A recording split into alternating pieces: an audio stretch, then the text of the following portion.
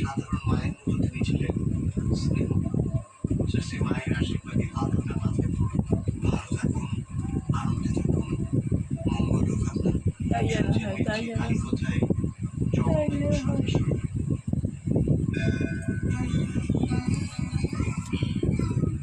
শ্রী জগন্নাথ বসুর সঙ্গে কালী কথা শুধুমাত্র 98.3 ওম গণেশায় ওম গণেশায় ওম গণেশায় ওম বিষ্ণু ভগবতী কুমার চরন্তিশ গণেশ পুনরায় কৃতি বয়সে সেই ভুল আমার মেডিটেশন ক্লাস স্টার্ট।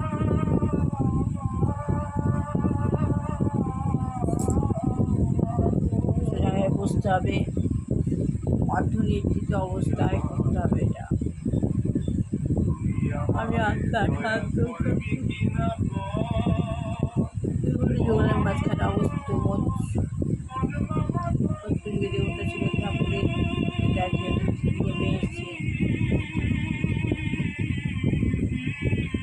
ঠাকুরের সৃষ্টি কর্ম করবার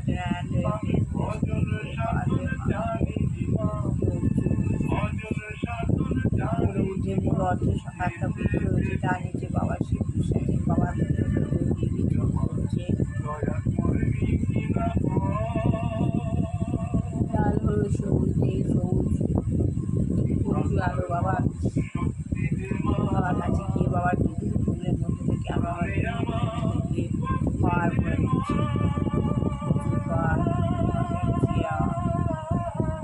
করে পাওয়ার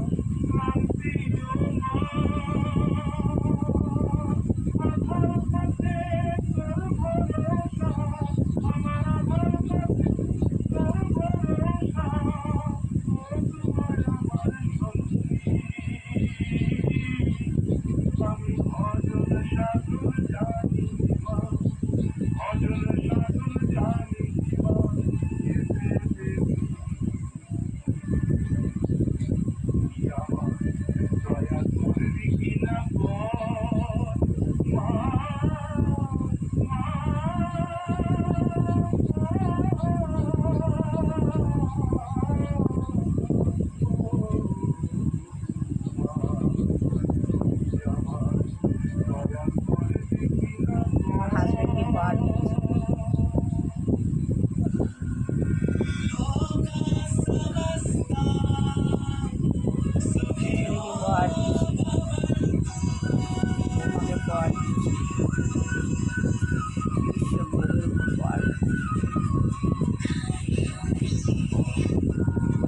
আস্তে আস্তে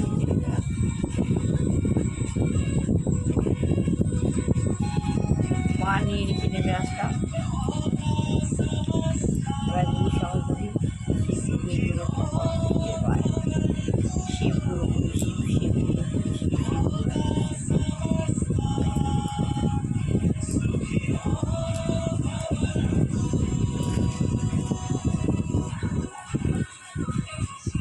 মাস্টার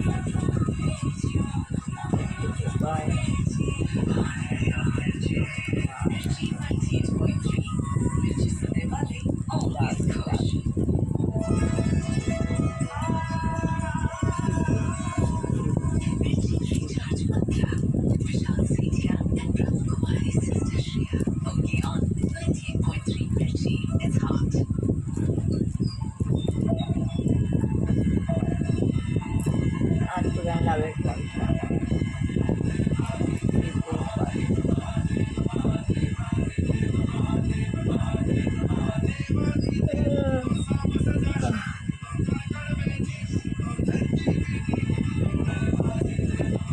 দেবা দেবা দেবা আমাদের শ্রাবণ মাস শেষ, বিহারিতে শ্রাবণ মাস এখনও এই সোমবারটা লাস্ট হবে। অনুকূল ঠাকুর বৌমার বিয়ে।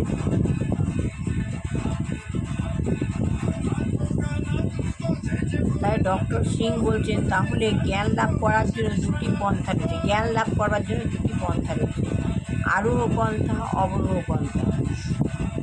আর মা সরস্বতী সহায় থাকবে তবে তো জ্ঞান লাভ হবে। মা সরস্বতী না সহায় থাকলে জ্ঞান লাভ কী করে হবে? শ্রী প্রভুপাদ বলছেন হ্যাঁ, আরোহ পন্থায় কখনোই সফলতা অর্জন করা যায় না, আরোহ পন্থায় কখনো সফলতা অর্জন করা যায় না। কেননা এই পন্থায় সীমিত ও ত্রুটিপূর্ণ ইন্দ্রিয়ের মাধ্যমে জ্ঞান অর্জন করা হয়। কারণ ওই পন্থায় কি সীমিত আর ত্রুটিপূর্ণ ইন্দ্রিয়ের মাধ্যমে জ্ঞান অর্জন করা হয়। সুতরাং আমরা অবরোহ পন্থাকে অবলম্বন করি। তাই আমরা অবশ্য পন্থাকে অবলম্বন করি। ভগবানকে কখনোই আরোহ পন্থার মাধ্যমে জানা যায় না, ভগবানকে কখনোই আরোহ পন্থার মাধ্যমে জানা যায় না। সেই জন্য তার আরেক নাম হচ্ছে অধক্ষজ। তাই তার আরেক নাম হচ্ছে অধক্ষজ, যার অর্থ হচ্ছে প্রত্যক্ষ ইন্দ্রিয়ানুভূতি ঊর্ধ্বে, যেটা হচ্ছে প্রত্যক্ষ ইন্দ্রিয়ানুভূতির ঊর্ধ্বে। বৈজ্ঞানিকরা যে ভগবানের অস্তিত্ব অনুভব করতে পারে না, বৈজ্ঞানিকরা যে ভগবানের অস্তিত্ব অনুভব করতে পারে না, তার কারণ হচ্ছে তারা তাদের সীমিত জড় ইন্দ্রিয়ের দ্বারা ভগবানকে জানার চেষ্টা করে, কিন্তু তিনি হচ্ছেন অধক্ষজ। তাই বৈজ্ঞানিকেরা ভগবান সম্বন্ধে অজ্ঞ, কেননা তারা তাকে জানার যথার্থ পন্থাকে অবলম্বন করেনি। পারমার্থিক জ্ঞান লাভ করতে হলে একজন সদ্গুরু শরণাগত হতে হবে, তার সেবা করতে হবে, গুরুদেবের সেবা করতে হবে এবং তার মুখনিসৃত বাণী শ্রবণ করতে হবে, গুরুদেবের মুখনিসৃত বাণী শ্রবণ করতে হবে। ভগবান শ্রীকৃষ্ণ শ্রী ভগবদ্গীতায় 4:34 বর্ণনা করেছেন। তার ধীর্তি পরিপাতেন পরিপুষ্ণেয় সেবয়া। ডক্টর সিং বলছেন নেচার নামক একটা বৈজ্ঞানিক পত্রিকা আছে। এই পত্রিকাটিতে গাছপালা, পশু পাখি, ধাতু, প্রকৃতিজাত বিভিন্ন বিষয়ের বর্ণনা আছে, কিন্তু সেখানে ভগবানের কোনো উল্লেখ নেই, কেবল প্রকৃতির বর্ণনা দেওয়া হয়েছে। প্রভুপাদ বলছেন গাছপালা যে প্রকৃতি থেকে উদ্ভূত হচ্ছে, প্রভুপাদ বলছেন গাছপালা থেকে প্রকৃতি থেকে উদ্ভূত হচ্ছে, সেটা আমরা অনায়াসে বুঝতে পারি, কিন্তু আমাদের প্রশ্ন হলো প্রকৃতি কোথা থেকে উদ্ভূত হয়েছে। এই রকম প্রশ্ন করাই হলো বুদ্ধিমানের লক্ষণ।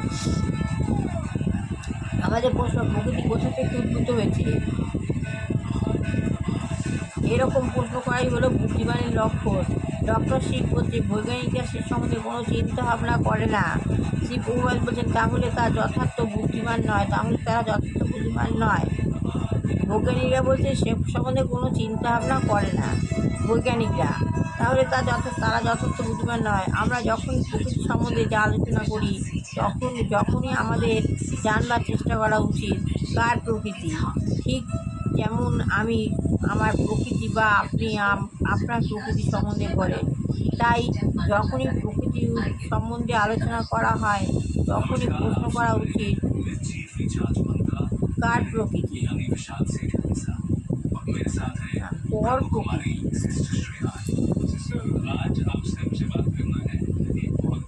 প্রকৃতি কেমন হচ্ছে শক্তি, এবং যখনই শক্তির কথা বলা হয় তখনই সেই শক্তির যে উৎস আছে সেটি মেনে নিতে হবে।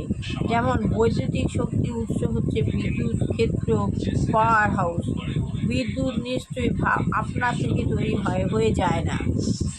বিদ্যুৎ তৈরি করার জন্য আমাদের এমন একটি ক্ষেত্র প্রস্তুত করতে হবে যেখান থেকে তা উৎপাদিত হবে।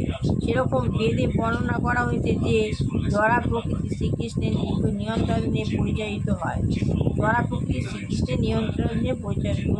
হয়, আর এইটুখানি বললাম। ভালো লাগলে লাইক শেয়ার কমেন্ট অবশ্যই করবেন। সবার ভালো হোক, কল্যাণ হোক, মঙ্গল হোক, বুঝতে পারছে মানুষ হোক, বিবাহ ছেলে বিবাহ হোক, চাকরি হোক ছেলে চাকরি হোক, যে গৃহস্থ গৃহিণী রয়েছে আমাদের পরিবেশকে ভালো করছে ভগবান যেন তাকে সরিয়ে নেয়, কারণ আমাদের পরিবেশে একটা বাজে মেয়ে আছে, কেউ কিছু বলতে পারে না। এছাড়া যে গিয়ে রোগগ্রস্ত পিতা মাতা কোনো ছেলে মেয়ে বা কোনো ব্যক্তি রয়েছে, ভগবান যেন এই রোগ থেকে তাকে মুক্তি দেয়, আমার ছেলে মেয়েকে ভালো রকম কল্যাণ করো, মঙ্গল করো, থেকে দূরে রেখো, খারাপ লোকের থেকে দূরে রেখো। এই বলে আর শেষ করলাম। হরে কৃষ্ণ, হরে কৃষ্ণ, হরে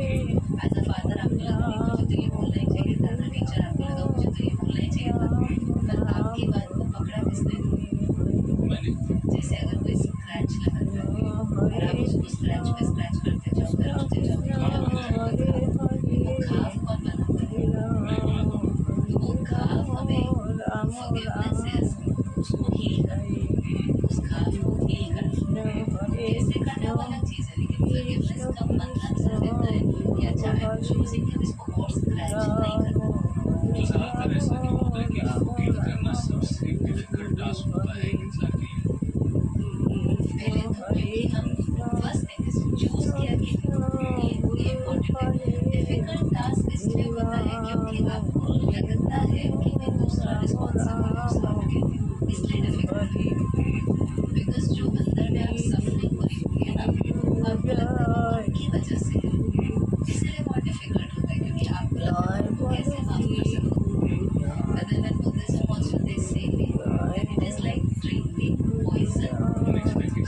Unexpecting somebody else I think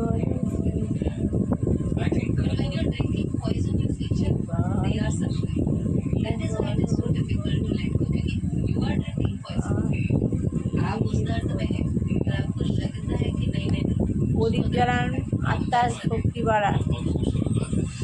প্রদীপ জ্বালানোর অর্থ হচ্ছে ভগবানের কাছ থেকে পাওয়ার নেওয়া। মেডিটেশন করুন।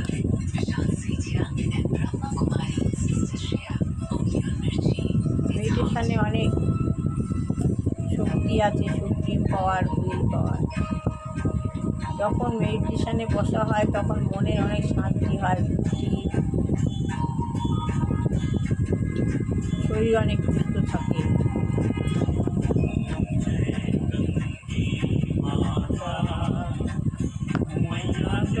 গঙ্গে মাতা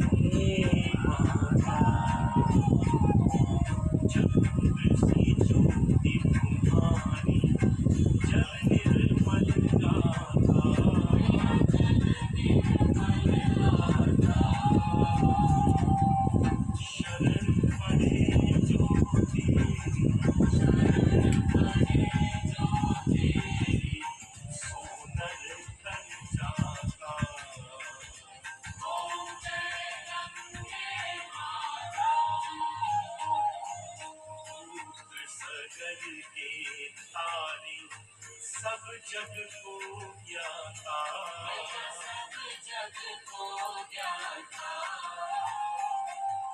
कृपा दृष्टि हो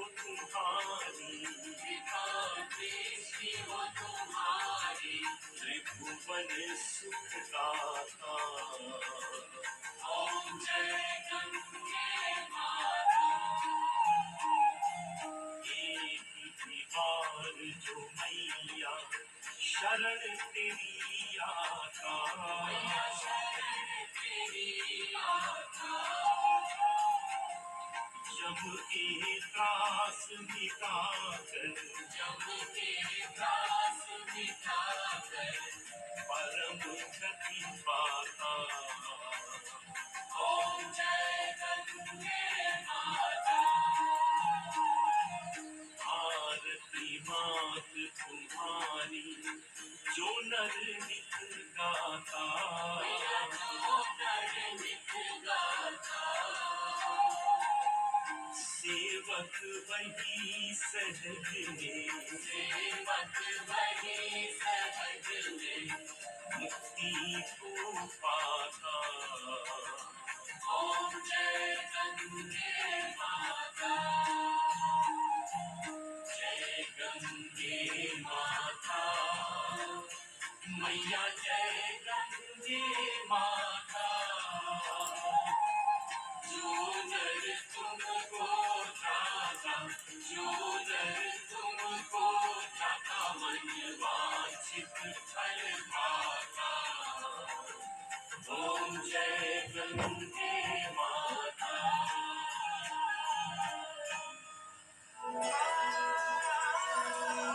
मिर्ची रिचार्ज मंत्रा।